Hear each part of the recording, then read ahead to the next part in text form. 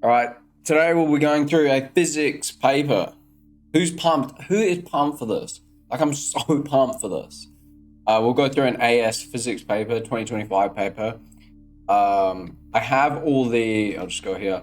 I have all these worksheets that are on my exam hack course. They're all there. So we can use them when we go through this, just to show that I've gone through all of the stuff. Well, I hope so. All the stuff. I mean, I know so. That's on these worksheets. And before I begin, because I know that the people probably teaching you this stuff don't actually give you any context of what you're learning here. Physics is profound. It is amazing.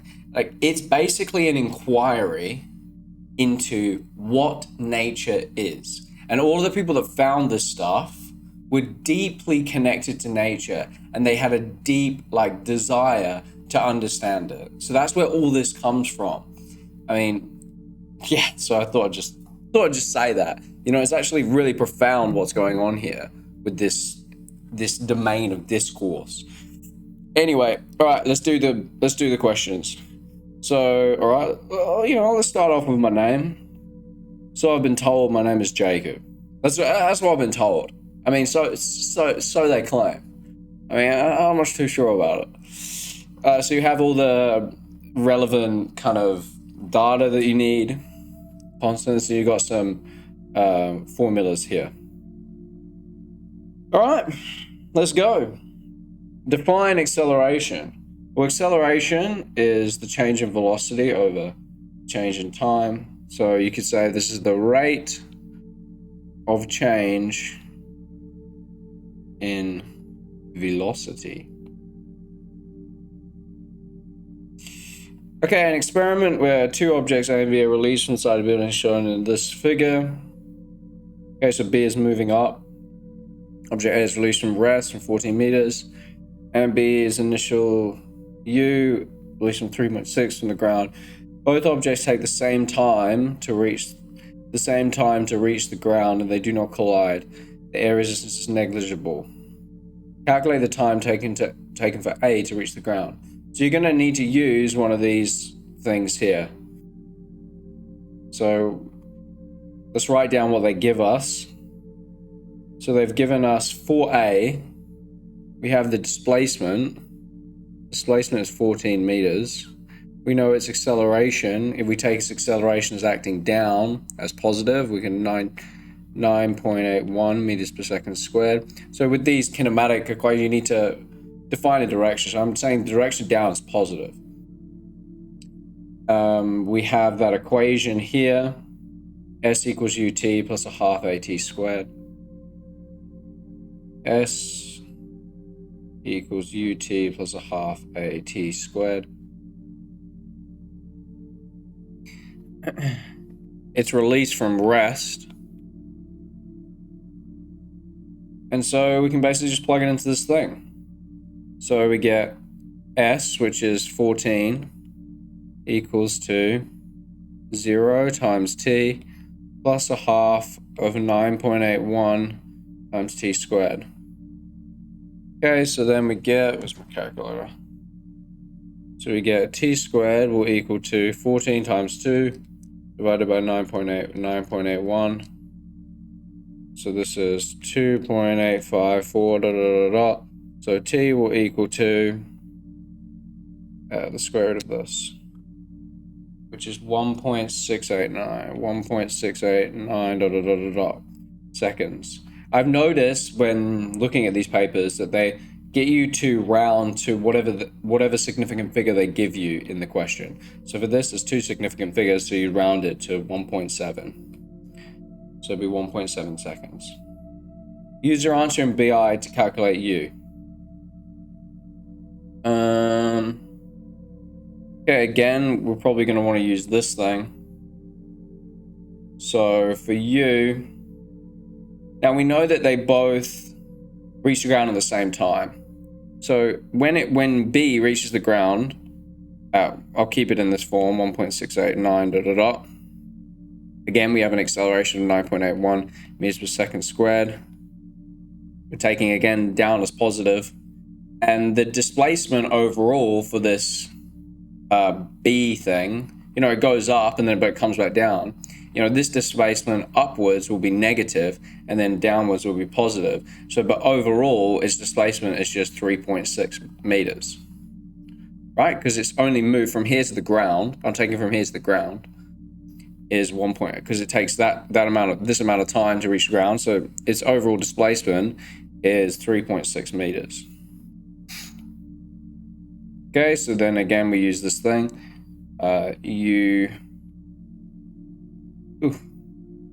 ut plus a half at squared.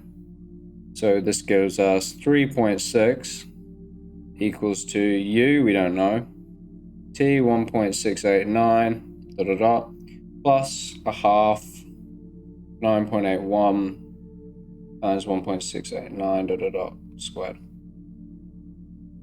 Okay, so we get what? What do we get here?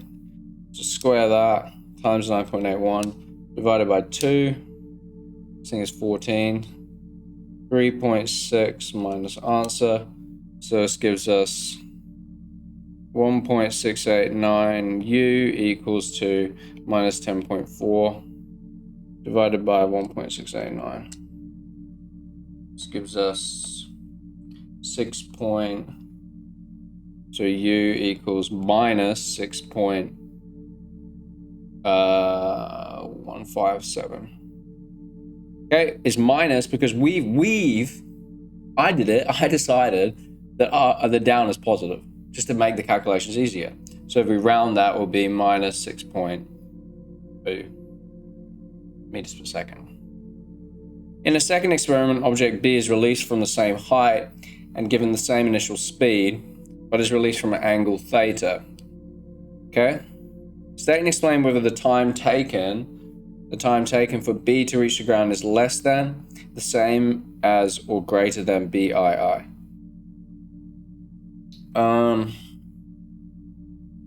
Well, it's going to be less, right? So the time taken, because the vertical component now, this vertical component, uy, let's call it, this vertical component is now less than. So as the vertical component is less than, I guess, less than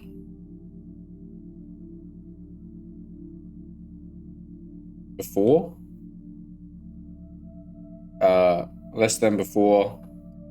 so B will now take less time to reach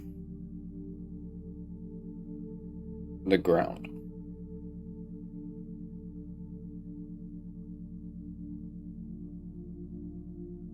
Right? Because its vertical component is smaller. If its vertical component is smaller, well then overall, because before its vertical component was bigger, it's going to take, now with the vertical component bigger, it's going to go up and it's going to take longer. It's moving faster initially. But now it's moving less, so it'll be less. By considering the energy, state and explain the effect of the change in release angle on the speed at which the B... By considering the energy, state and explain the effect of the change in release angle on the speed at which B reaches the ground.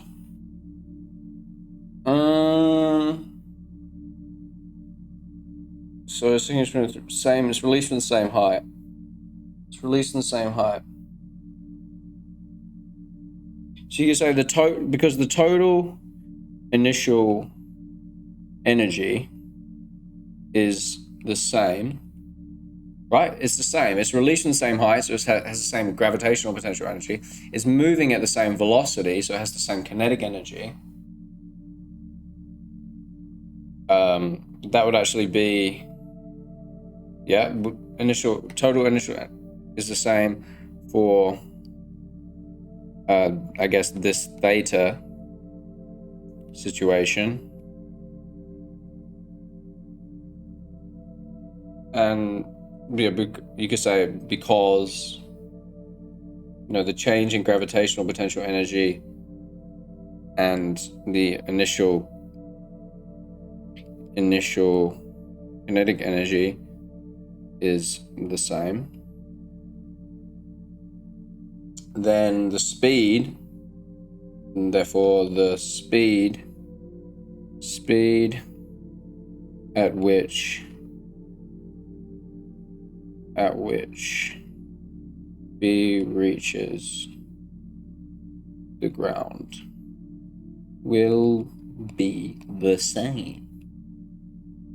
Right? It has the same initial velocity, so the same initial kinetic energy, and its overall change in gravitational potential energy, because it starts the same height and finishes at the ground, is the same. So therefore, all that kinetic energy is changing to this, all that gravitational potential energy and kinetic energy or whatever is changing all to kinetic energy at the end, but it's the same. It's the same energy, so it's going to be the same. Right? Right, does that make sense? State the principle of moments. So you can look on these, like, I'll just show you, like my Mac screen. So you can look at these things. Like, I've got all this material here. So this is all on the exam hack series, all these worksheets. So it's all on here. It's like, here, look, the principle of moments. It's got an actual thing here. I'll just go back to the iPad. Okay, so state the principle of moments. For a body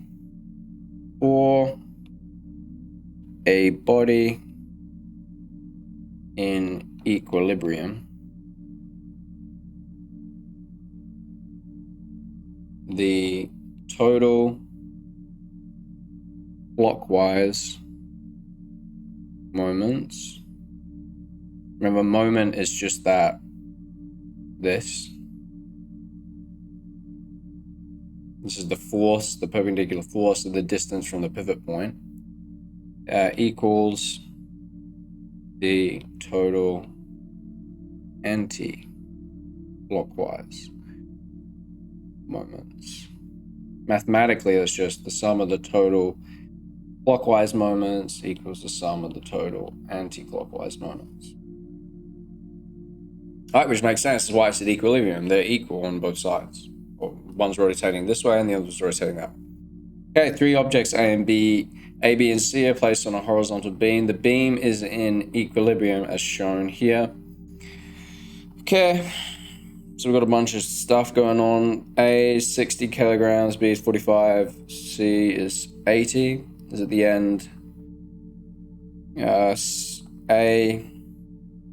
is at one end of the other end of the beam. Calculate X. Well, we're just going to probably have to use this. The sum of the clockwise moments equals the sum of the anti-clockwise moments. Okay, so we need to just find that. Well, what is that? That's just going to be, well, the clockwise moments is just going to be C, because it's pushing it that way. So it'd be T of C equals to, and these two things are pushing this way, will be T of A and plus T of B. So T of C is at the end, so this distance here is, it's 3 meters. Remember, the moment is force times distance from that pivot point.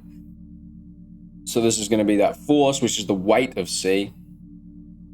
So the weight of C, so I guess I could write it out. The weight of C times 3 equals to the weight of A, which weight of A again times 3, so that distance 3 meters, plus the weight of B times X. Okay, and what are those weights? I'm pretty sure you have to use, so weight is mg, but our G is always used as 9.81. Not like mechanics, I use 10. So you could just cancel the G's actually. So this would just be the mass of A, so 3 mg, mass of A. This would be 3 m Oh, mass of C, sorry. Mass of C, mass of A, G plus X, M, B, G. You can cancel all the G's out. You get MC, which is 60. The G's, if you just divide through by G, those cancel out. You can just plug it all in, but it's probably easier. So 3 times 60 equals to 3 times, oh no, C is 80. 80 times 3 times 60 is the mass of A, plus mass of B is 45x. Okay, so what is this? 3 times 80 is 240. 240 equals to 180 plus 45x. So you get 240 minus 180 divided by 45. This gives you x equals to 1.333 meters. But you take the same amount of significant figures again, so it'd be 2, so this would be 1.3. So that's actually important. I've noticed that they do that. So if they give you 2 significant figures at the most in the question, then you round that in your answer. Okay. The beam is 0.8 meters above the ground. Okay, object A is removed and replaced by a spring connected to the ground, and the beam as shown in figure 2.2. What are these questions? After the change in the beam is horizontal, so it's still at equilibrium now. Remove A and chuck the spring in.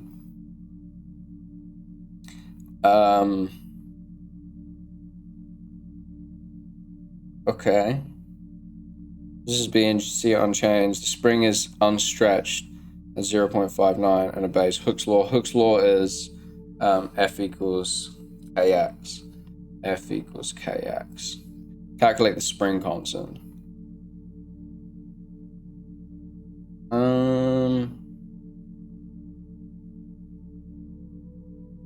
So now that this thing is removed, this thing is like, there's a force now pulling this, wanting to go up by that thing before, by what A was.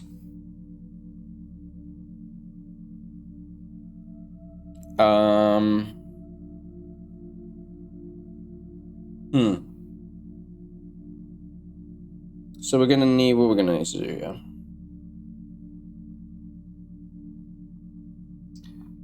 Unstretched spring, so X. So now it's at equilibrium where 0.8.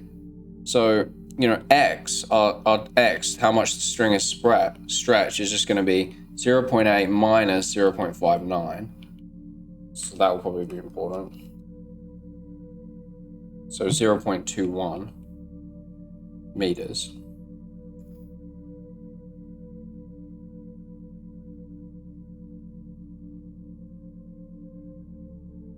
Right, so it's wanting to go up, but this string is like pulling it back down by this thing. This F here now. It's like keeping it back. So our F will just be, isn't it just a W? Isn't F, this F here, which keeps it at equilibrium, this is just going to be our WA. Right, because before our WA was keeping it there, now the spring is keeping it there. So this is the same thing because it's still at equilibrium. So it's just that, isn't it? So therefore our F is WA, which equals MAG, which equals to the mass of A, which is 60. 60 times 9.81. So our X, our K will just be F over X, which is 60 times 9.81 divided by 0.21. Isn't it just that? 60 times 9.81. 1 divided by 0.21. This gives us a spring constant of 2,802.2. Right, you understand, right? Because before it was that the weight of B, it was pushing it down to keep it at equilibrium, right? But now the spring is pulling it down. So the force is like this is what this system wants to do. It wants to go up. If the spring wasn't here, it would want to go up. But the spring's chucked in, and now it's pulling, it's keeping it down by this amount. So that's the force being applied and stretching it this much. So then we can just find the spring constant, just a force and an extension. Again, we round it again to what? 3 significant figures, 0.2 significant figures. So 2,800. Calculate the elastic potential energy in the spring. So if I go onto my worksheet, where you at? Max screen. This elastic potential energy is here. So it's just half kx squared. So elastic potential energy is half kx squared. We have all these things, so it's going to be half k, which is 2,802.2 ... times x, which is 0.21 squared. So it gives us that times 0.21 squared divided by 2, 61.803. So EP was 61.803 joules. Rounded will just be 61. 2 significant figures, so 62. Okay. So I guess the hard part there is just understanding that this thing is keeping it at equilibrium before. Now the spring isn't, like, without the spring, this thing would want to go this way. But now the spring's here, so it's keeping it there. And it's stretched it a certain amount to keep it there. So the force that's acted on the spring is equal to the weight of A. Okay, let's keep going. Define power.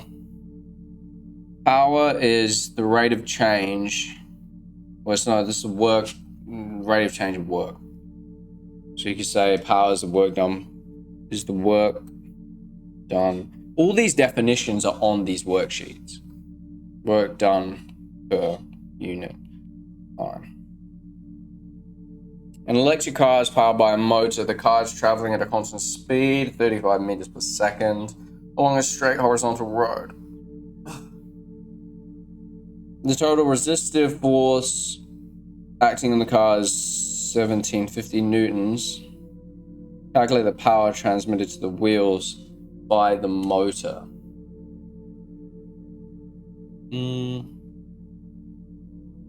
Well, we have power equals work over time, and we have P equals work done equals force times work done equals the force times the displacement. I'm just remembering what that thing is. There's like an equation. It's like power equals force times velocity. I think I have a proof of this on the worksheets. I probably will. I'll just quickly prove it now. So you chuck this in. So you get, power.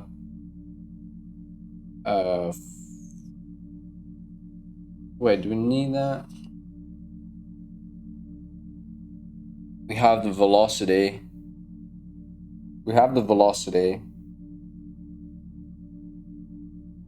And we have the resistive force. So the force that's overcoming is 750 newtons. If you chuck this equation into here, you get power equals F S over T. S over T is V. So that's where you get that equation. So you got power equals FV. Because I don't think they give you this. So then this is just going to be, so the force that the power, the car, the amount of work that it's doing to overcome a resistive force, to move it at a constant speed, constant velocity, is equal to 1750 times the velocity which is moving, so 35. 1750 times 35. This is 61,250.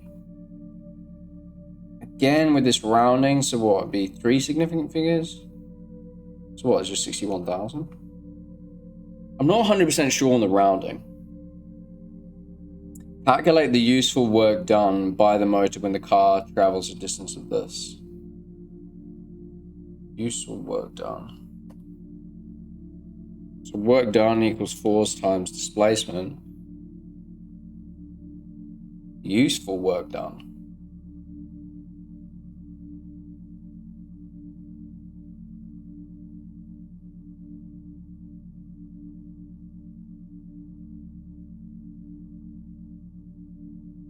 Isn't it just 1750 times 17,000?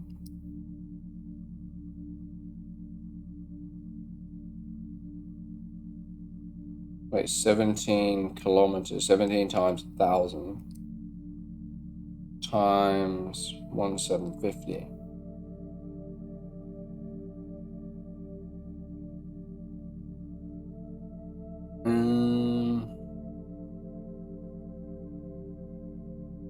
I'm assuming it's just that. Calculate the useful work done by the motor when the cars traveled the distance.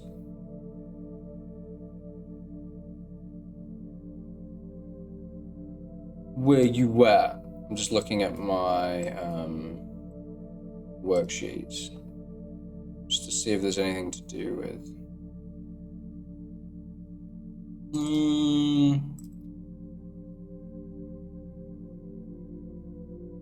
Where you at, worksheets? Why is my computer so freaking slow? I assume it's just work done, work times displacement. Is it not? Guess it would be. Useful work done, yeah, because that's useful. It's just that word useful is kind of tripping me up. Okay, so it's what? The force is overcoming 1750, so the work done against this force, and then it's traveled 17,000 meters. So it should be what? 2975000 joules. Again, this rounding, I guess you'd say that's what? 1, 2, 3, 4, 5, 6, 7. So what? 3.0 times 10 to the 7 joules. 3.0 times 10 to the 7 joules. The potential difference across the motor has a constant value of 600 volts, and the motor has efficiency of this. Calculate the current in the motor. So power equals IV. Power equals IV. The efficiency will be, so this will be the amount of power put in divided by the amount of power out. So like this is the useful, I guess, useful power in, so into the system, and then useful power out by the motor. This is the power out, you know, by motor. So power, yeah. And this thing is, so it says this has an efficiency of this. So the useful power in was this. Right, the calculated power transmitted to the wheels. Oh, it's 61,000. Right, that's the amount of power transmitted to the wheels. So this thing just becomes, so we have 85, this is 0.85, equals to the power in is the amount of power we transfer to the wheels, which is 61,000. I just guess I'll keep it like that. 61,000 divided by the power out will just be 600 I. So the power out will just be this, and that will give us the current. So we just rearrange this for the current. So therefore we get 0.85 times 600. So this gives us 510 I equals 61,000. So 61,000 divided by that gives us what? 120? So I equals 119.6 amps. Right, this is the useful power in. The useful power in is how much we're transferring to the wheels. But then it has to go through the motor, so the power that's actually coming out of this is this. And so the efficiency is that when that happens, when it goes, basically when it does that, when it goes the power in to the power out, how much we're losing is equivalent to 0.85% of whatever that is. So the current will be 120 amps. Okay, in the car in B now reaches a slope like this. The car continues to move down, so it's moving at the same speed. So the car continues down the slope at the same speed as B, staying explaining the effect, if any, of the slope on the air resistance acting on the car. Well, it won't be, right? Because so the car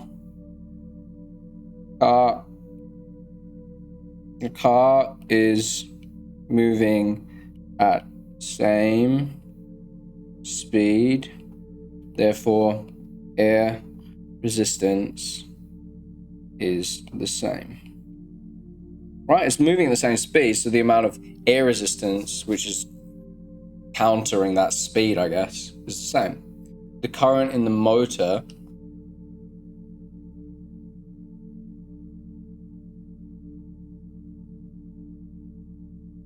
so now with this slope, we have a transformation of energy. We have our gravitational potential energy is going into our kinetic energy. So we're getting a gain in kinetic energy.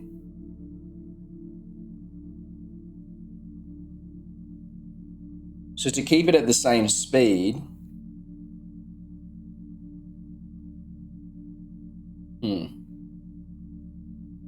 so to keep this thing at the same speed, so now we don't need as much power, right? So power equals IV. So now that it's moving down the slope, to get this thing going at the same speed, well, it kind of makes sense. We don't need to produce as much power to keep it at the same speed. So, as, change in GPE, you probably should write it clear in this. Kinetic energy, as change in GPE to kinetic energy is,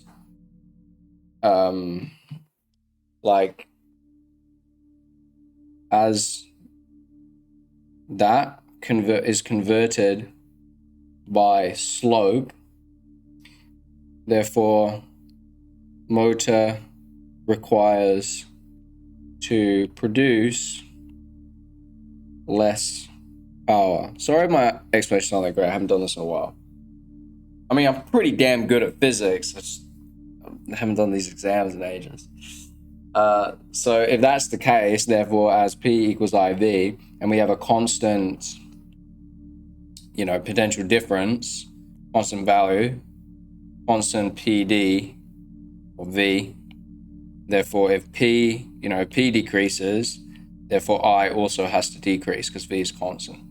So the current, you can say the current is, current is less.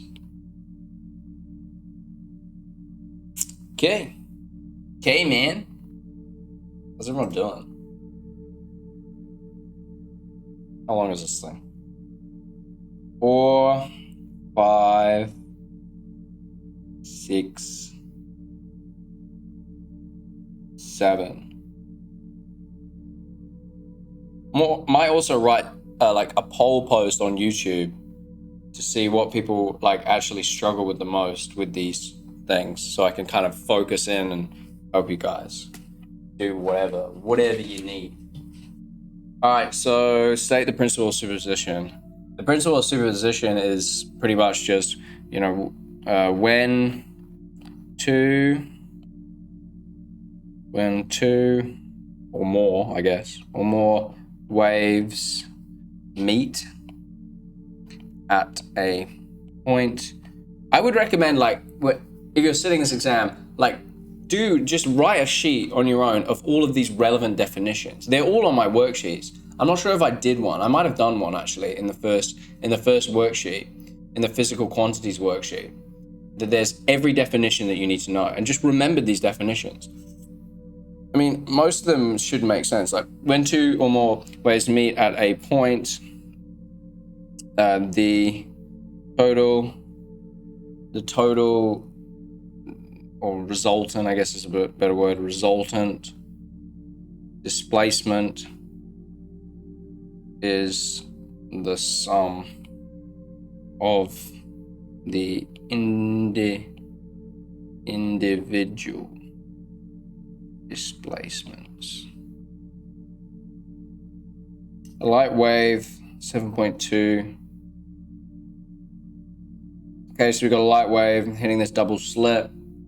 Probably going to need, so I'm just going to look at this worksheet. Interference worksheet. The screen's D distance from the double slit. Double slit and the screen are parallel. Okay. Slit separation is this. The resultant interference pattern on the screen contains 9 dark fringes as shown. Okay. All right. So what do you want from us? Calculate the distance between the centers of the first and 9th dark fringe through it. Calculate D. Well, there's an equation for this. I also might have a proof for it. I think I do. You don't need to know the proof. Yeah, here. In the double, like this on the worksheet. Do they give you this? It's unlikely.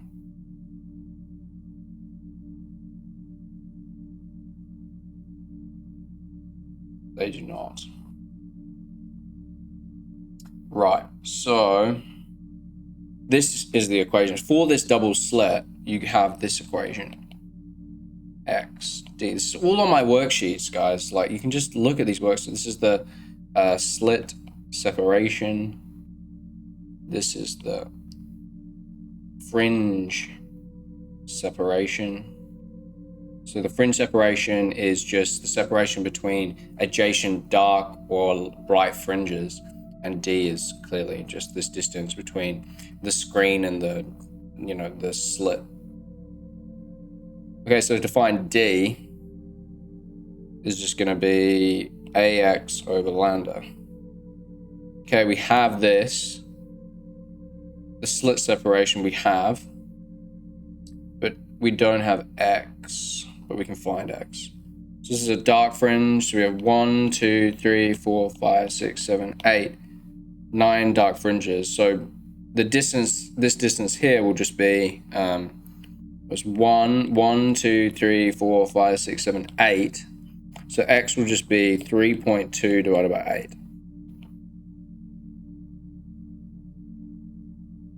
Which is 0.4. 0.4 centimeters. So in meters divided by 100. It's 4 times 10 to the negative 3 meters. So you'll have to use like the same unit, so meters for all of them, or centimeters, or whatever you feel like doing. But I would use the SI base units, which is meters.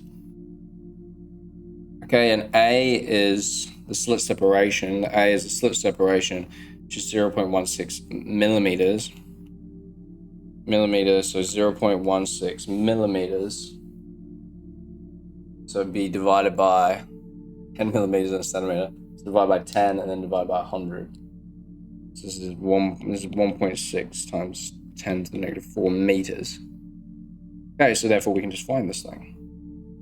Okay, so A is 1.6 times 10 to the negative 4 times X is 4 times 10 to the negative 3 divided by the wavelength of this adjacent light, 7.2 times 10 to the negative 7.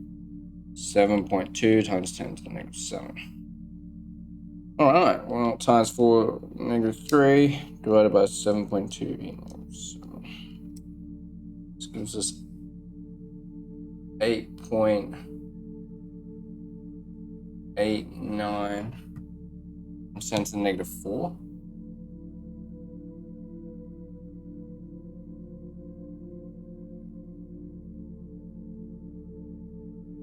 Negative 3. This is centimeters.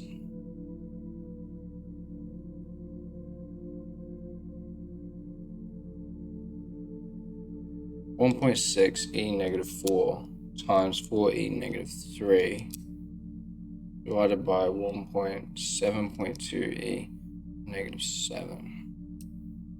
So this gives us 0.8888 So round would be 0.89 meters. And we know it's in meters because this was in meters, this was in meters, and this was in meters.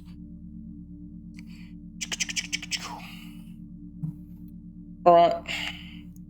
The slit separation is now gradually decreased. Okay, so A, this is A, from from 0.16 to 0.04. The distance between the center and the centers and the adjacent dark fringe is x. Sketch this variation.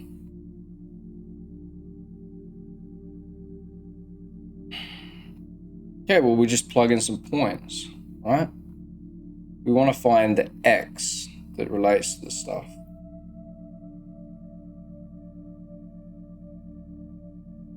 Okay, so so we'll have ax equals d lambda, so x equals d lambda divided by a. D lambda is going to be the same all the time, so we can just jot that down. This is in centimeters and millimeters. So d lambda is what?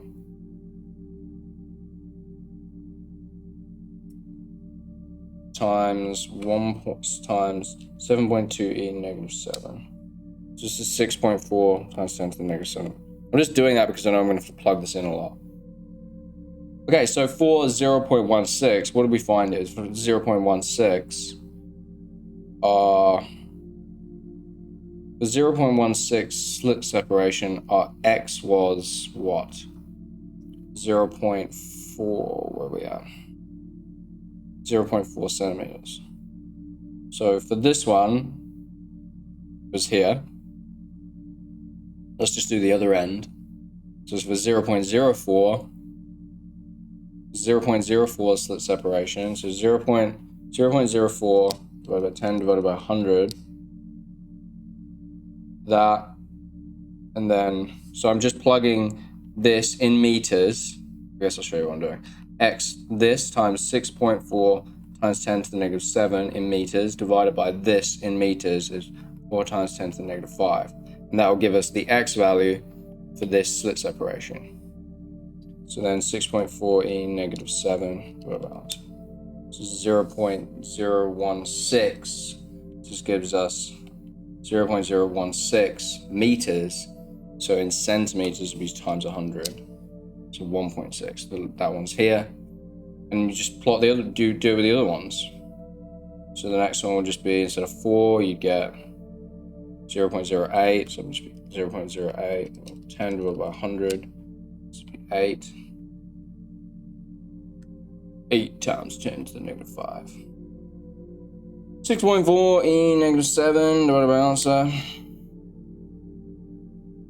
So that equals times, this is 8 e negative 5, 6.4 e negative 7 divided by answer is that. So it's times what? This is meters, so times 100. This is 0.8. It's like here. And then 0.12, 0.12. So I'm just plugging them in and then just finding them. Just plugging the points in. 12 divided by 10 divided by 100. That 6.4 e negative 7 divided by answer.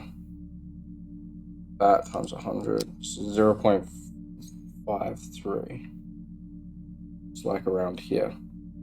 Okay, and then you just like join these points. It's your graph. Easy. Come on, that's easy. You can do that. You can do that one. For sure, you're just plotting points. 3 marks. For what? Okay, use the definition of speed, frequency, and wavelength to derive the wave equation.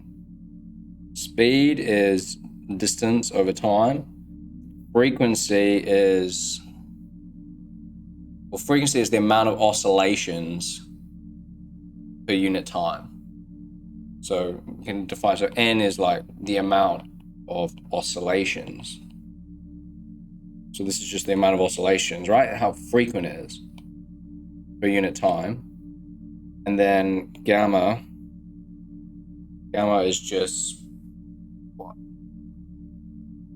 You have a wave, gamma is just the wavelength. So it's just going to be the distance traveled by this thing divided by the number of oscillations. The wave has traveled this far. And you just divide by the number of oscillations, and then you get the wavelength, whatever that is. Right? Does that make sense? Traveled this distance, you have, I don't know, n is 1.5. Well, that's one oscillation, 2 oscillations. So it's 2 oscillations, 2. Well, then if you want the wavelength, it will just be this number, d, this number, divided by 2. And that will give you this wavelength. Okay, so then if you want to find velocity, so you just plug this in. Velocity equals distance over time, which equals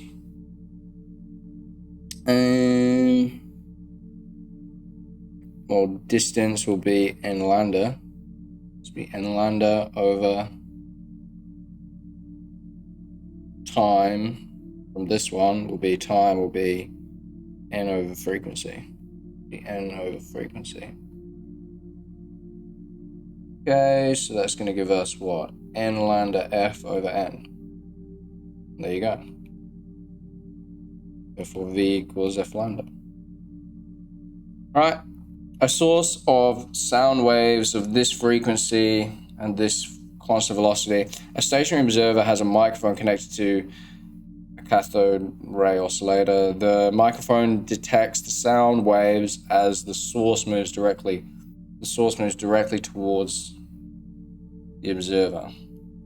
So you've got the observer, and this source is moving towards him. And then from whatever this wave, this sound is producing, he's observing this. This is going to be like, before I even look, this is going to be like the Doppler effect. I just know it. The time based on this 1 millisecond. This is 1 times 10 to the negative 3 seconds. Calculate the frequency of the sound detected by the microphone. Frequency is 1 over the time period. Okay, so that's just really easy. I mean, the time period is just the time for one oscillation to be from here to here. So you got 1, 2, 3, 4. So this time is 4 times 10 to the negative 3 seconds. Just be 1 over 4 times 10 to the negative 3.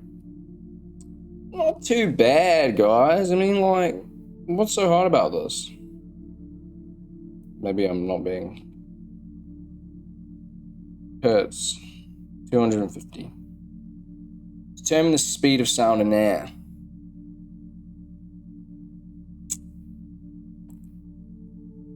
So this is the resulting trace of the stationary observer as a microconnect. So this wave here is what's being observed as this source moves towards him. So we're going to have to use this thing, which I'm pretty sure they give to you. Yeah, this thing, the Doppler effect. So V, FSV. And I will probably have this on my worksheets as well. Wave question. Yeah, I do. Yeah, look, I'll show you. You don't believe me? I'll show you. Look, it's all here. You have the stuff on the Doppler effect. I explain it here, but I'll explain it again now. So you have this equation, F0, so the frequency of the observer, frequency of the source, the velocity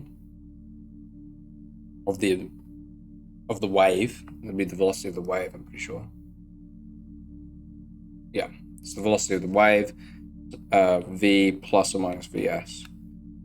And it's a plus or a minus depending on the case. I mean, in this case, because, I mean, you just think about it, because this guy, this source, is moving towards this observer, that means, like, as it's moving towards, this wave is going to kind of compress. Like, it's going to get smaller, so the frequency is going to increase. The frequency observed is going to increase.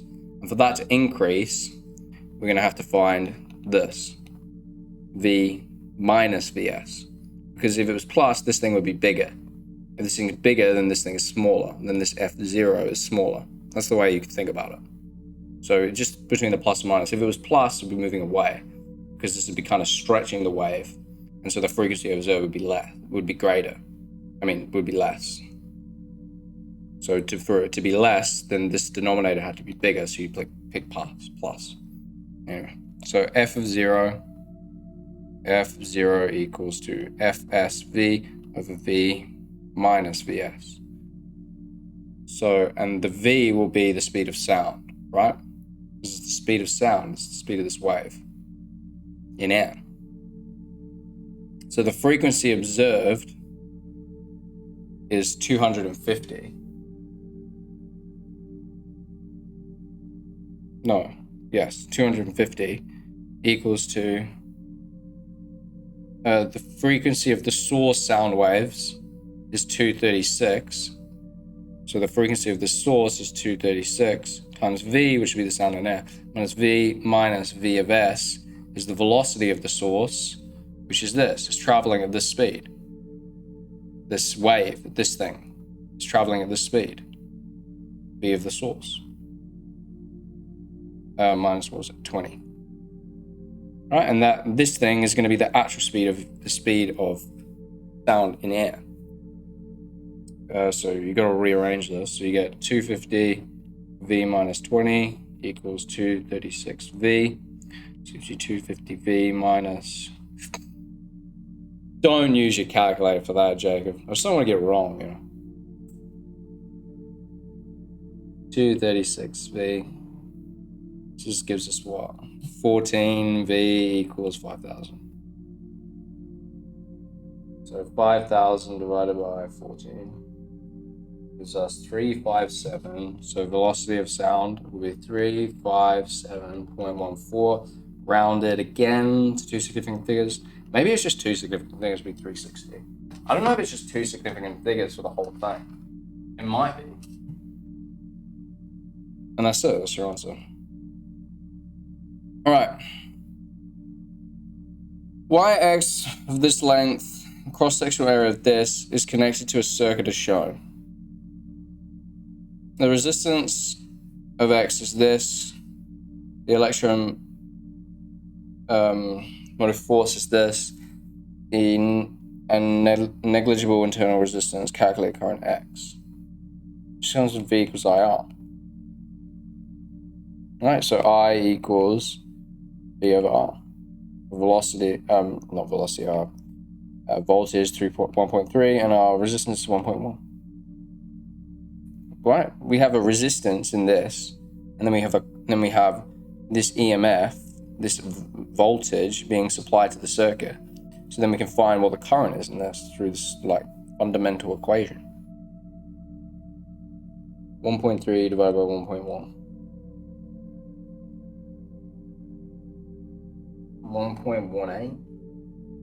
Again, we're gonna have to round that, so it'll be 1.2. Calculate the number density of charge carriers. Okay, that is on this thing. Let's just calculate the average drift speed of charge carriers in X. This is from that equation. I'm pretty sure they give you that.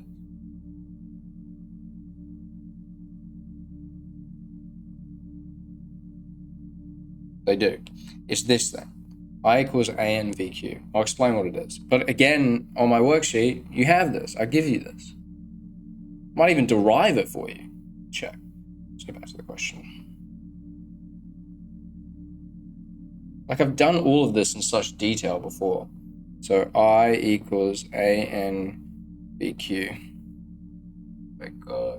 This will be electricity. Yeah, it's here. Where are you at? Max screen. Yeah, look.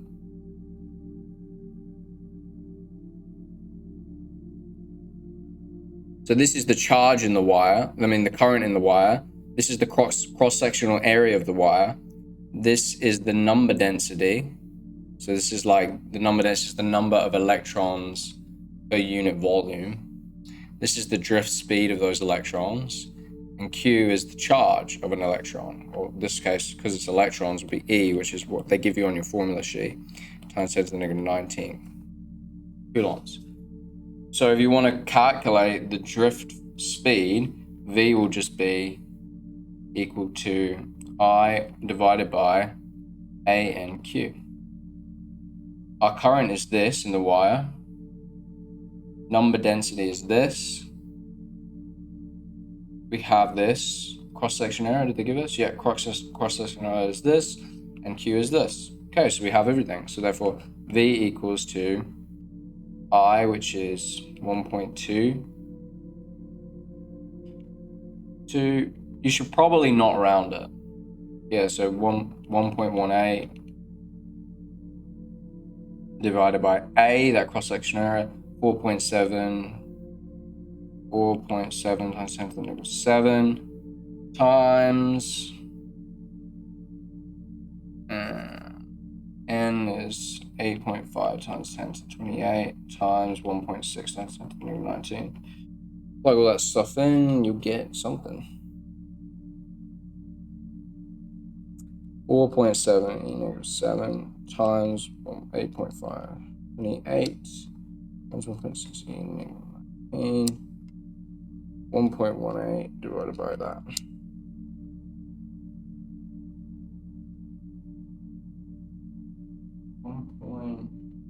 Eight.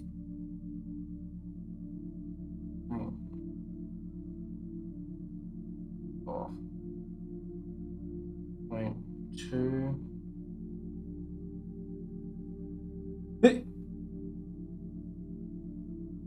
Just wondering what they round to. It's always just round. I'm not too sure. Maybe someone can tell me, like, what do they round to here? Like, should I carry the rounding? I don't know how they do it. 4.7 e negative 7 times 8.5 e 8 times 1.6 e negative 19. 1.2 divided by that? So maybe you should put in your rounded value. I'm not too sure on this rounding. I will check it, and when I know, I'll tell you. But this gives you, like, this thing gave me 1.87 times 10 to the negative 4. So round, I guess, would be 1.9. So this thing would be 1.9 times 10 to the negative 4 meters per second.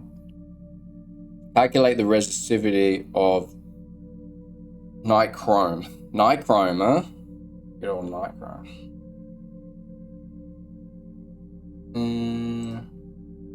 I'll just get you back on the screen. Here you are. Okay, so the resistivity, where is it?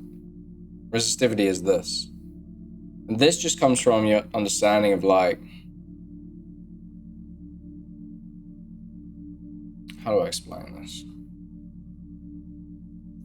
Like, okay, so resistivity, I mean, this, you don't actually have to remember this because you can just think about it. So the resistivity, like, or the resist, like, this is the resistivity. It's to do with the material. It's something defined by the material. But you can figure out what this is because the resistance is proportional to the length, and the resistance is inproportional to the cross-section area. And I've explained this before, like the length, like if it's longer, then the resistance is gonna be higher because it takes longer to get through. It's higher kind of thing. But when you reduce this cross-sectional area, it's tighter. So as A gets smaller, the resistance will increase because it's smaller, it's tighter. I've gone through that. If you want a better explanation on that, I did explain that in my video.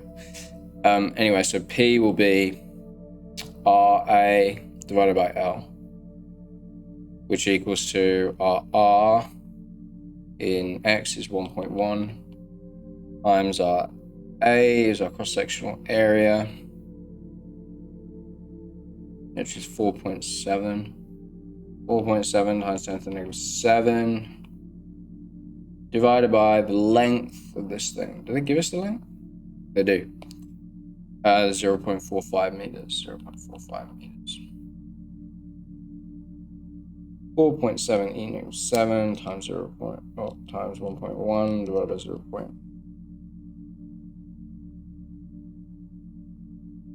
So this is 1.148 times 10 to the negative 6. So rounded again be like 1.1, I guess. Still not 100% sure on this rounding. Okay, y is identical to yx. Y is added to the circuit in parallel with yx, as shown in this. They're identical, so that means their resistance will be the same.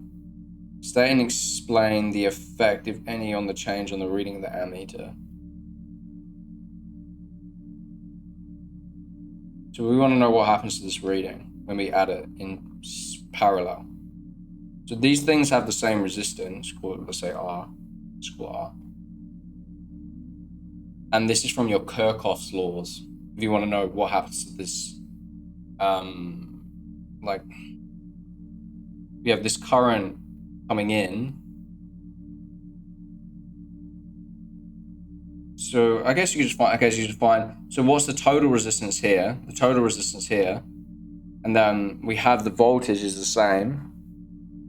And so we can see, but the total resistance from your Kirchhoff's laws, again, is on the worksheets, on the electricity works. So the total resistance here will just be, is equal to 1 over R plus 1 over R, which gives you 2 over R.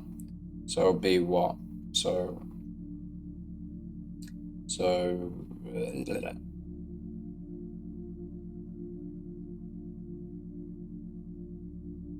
RT 2 RT equals R. So RT equals R over 2. Okay, so the total resistance here is now R over 2. So it's decreased. So you could say as total resistance decreased R over 2, right? Which we found there. Then as V equals IR and V is constant, then for V to stay constant, if R decreases, then I must increase. So the reading on the ammeter must be more. So you say the reading is greater, or current increases. The average diff speed of the charge carriers in X. So I guess I equals to, was it AN QV, AN VQ, AN VQ.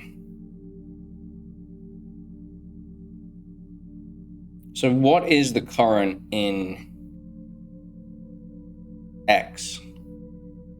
Because remember, it won't be the same. Because I split, or it might be actually, I splits. So I splits at this junction. You have I here. So I guess I'll draw it out. So you have this old circuit of X, which has, let's say, I old, V, and R. Right, and then you have this new circuit. So we're looking for the drift speed. So this is the same, this is the same, this is the same. So we're looking for what happens to the current in X. If the current changes, then the drift speed will change. But for this new circuit, we have this X, which is R, and this Y, which is R. And so what is the current now? We have this X, so the current moving through this thing. So this I new, whatever that is.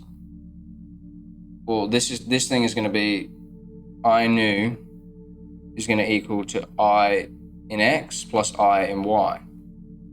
Is this a bit of overkill? I in X is I in Y.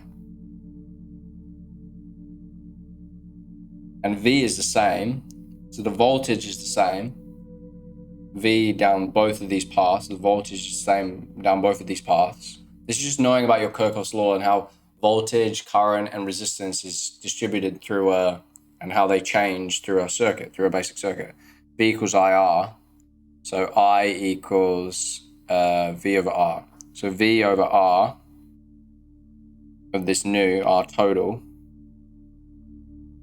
equals I X over R plus IY over R. Right, and the reason I'm doing this is because I want to see what IX is, how they relate to each other. And this thing is just what? r over 2. No, sorry, this I is what?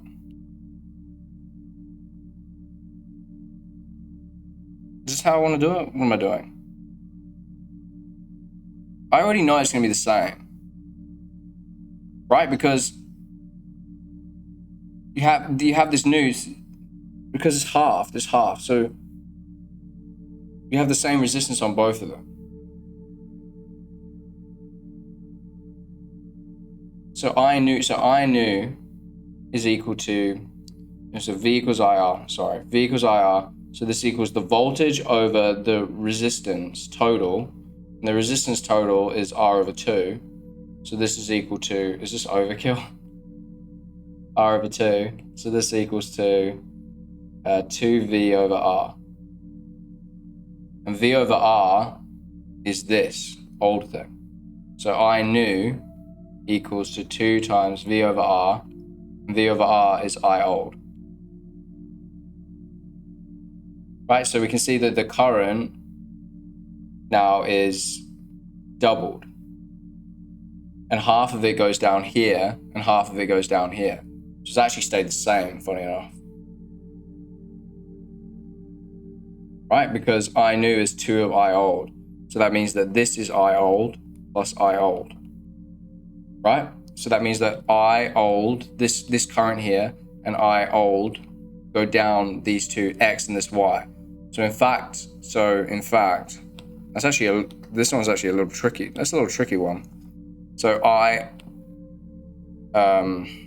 in X stays the same as IX stays the same. Do I need to explain why? I guess through X, therefore as I is proportional to V, if I is the same, therefore V is the same. Right? I was just looking for what this new current is based upon this R in parallel, and we found that it was double the old one. And if it's double the old one, that means that they go down equally I old in both of these things. Maybe that was too complicated. Anyway, here's the last one, right? Yeah, it's the last one. Okay, nitrogen is an unstable isotope that decays by the emission of radiation.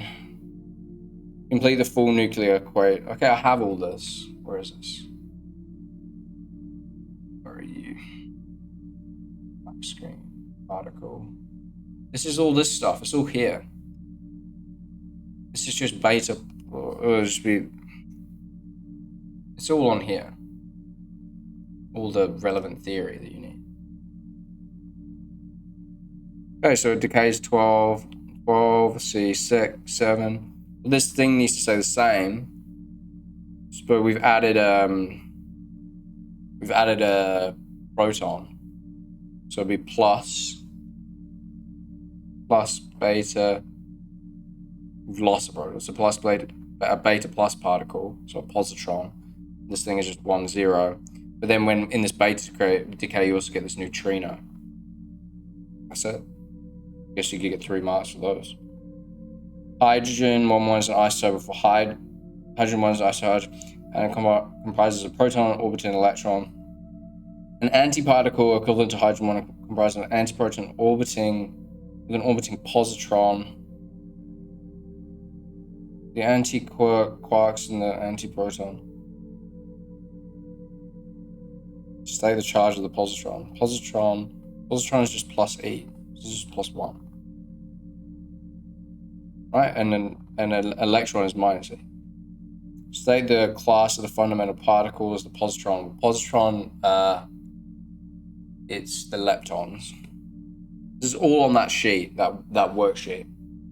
In 7.1, say the flavor and charge of 3 anti-quarks that provides the antiproton. An antiproton has a charge of minus E. So these 3 anti-quarks need to sum up to E. And to do that, you'd have to use an anti-up, an anti-up, and an anti-down. Because this has minus 2 over 3, minus 2 over 3, and plus 1 over 3. It'd be minus, right? I should give you minus e, minus 3 times 2 plus 1 over 3. Yeah. Right, because those things sum to e. But that's all on the worksheet. Like if you just look on here, Mac screen, like it's all on here, these things, how they're constructed, all these things have been extracted for you. So you can just look on that. Anyway, that's it. I mean, yeah. I don't think it's too difficult. I mean, what's so difficult about it? I mean, I guess like you can ask me questions if you need them. I'll put up some polls to see what people actually want. But that's a paper, an AS physics paper. I haven't done this in a while, so maybe my explanation's a bit shaky, but that's 100%, be sure. And so yeah, that's it. Hope you're all well. Hope your studies are well.